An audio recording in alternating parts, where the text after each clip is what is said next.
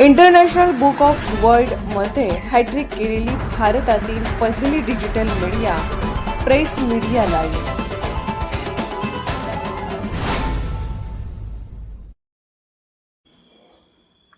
बजेटची झाली माती, कबरींची वाहते माती. पुणे मनपाच्या ढिसाळ कारभाराचा रिपाईकडून जाहीर निषेध. पुणे महानगरपालिकेच्या कारभारावर आचार्य अत्र्यांच्या शैलीत लिहायचं झालं तर एकच म्हणावं लागेल, महानगरपालिकेचे अधिकारी जिवंत माणसाच्या तक्रारींना दाद देत नाहीत हे तर उघडच आहे. पण आता त्यांनी चक्क मरून शांत झोपलेल्यांनाही पाण्यात पाहण्यास सुरुवात केली आहे.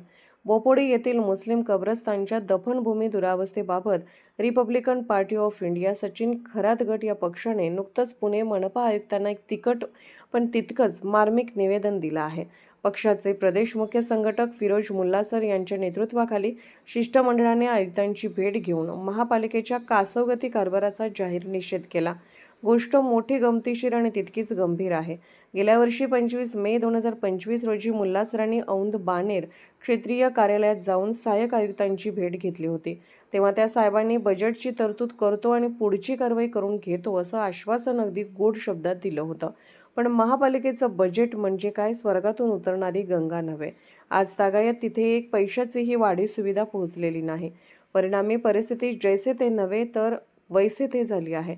आता पाऊस सुरू झाला आहे. पुण्यात पाऊस पडला की धरणातून पाणी सोडणार आणि धरणातून पाणी सोडलं की बोपोडीच्या कब्रस्तानमध्ये थेट 8 ते 10 फूट पाणी शिरणार. सध्याची अवस्था अशी आहे की पुराच्या पाण्यामुळे आधीच दफन झालेल्या कबरींवरची माती वाहून जात आहे आणि कबरी उघड्या पडत आहेत. म्हणजे जिवंतपणी पालिकेच्या पाणीपट्टी आणि कर रचनेच्या जाचातून सुटून माणूस एकदाचा शांत निजला तरी तिथेही त्याला पालिकेच्या ढिसाळ कारभारामुळे उघडं पडावं लागत आहे. मुल्लासरांनी निवेदनात अत्यंत मार्मिक प्रश्न उपस्थित केला आहे की पाऊस सुरू असताना जर एखाद्या मुस्लिम बांधवाचा मृत्यू झाला तर अंत्यसंस्कार करण्यासाठी नातेवाईकांना प्रचंड मनस्ताप सहन करावा लागतो आहे. पाणी साचल्यामुळे खड्डे पडत आहेत. म्हणजेच पुण्यात आता माणसाने मरताना सुद्धा पावसाळा संपू द्या, पालिकेचं संरक्षण भिंत उभी राहू द्या आणि नदीतला राडा रोडा निघू द्या, मगच करू असा विचार करून मरायचं की काय. कब्रस्तानच्या नळाला पाणीही कमी येतंय, तिकडे जिवंत पुणेकरांना पाणी कपात सोसावी लागते. तिथे मृत्यूनंतरही पाण्याची टंचाई. महापालिकेची ही समसमान न्यायबुद्धी खरोखरच कौतुकास्पद म्हणावी लागेल.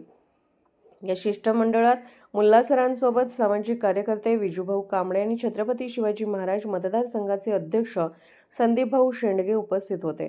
त्यांनी प्रशासनाला स्पष्ट शब्दात सुनावलं आहे की आता धरणातून पाणी सुटायच्या आत कब्रस्तानसाठी संरक्षण भिंत बांधा आणि पावसामुळे खचलेल्या कबरींसाठी किमान 3-4 ट्रक माती तरी द्या. जर वारंवार निवेदन देऊन समस्या सुटणार नसतील तर आम्हाला लोकशाही मार्गाने जनआंदोलन करावं लागेल. आता प्रश्न एवढाच उरतो की नेहमी कुंभकर्णी झोपेत असणारं पुणे मनपा प्रशासन या जिवंत माणसाच्या इशाऱ्याने जागं होतं की कब्रस्तानमधली शांतता भंग पावण्याची वाट पाहतं हे येणारा काळच ठरवेल.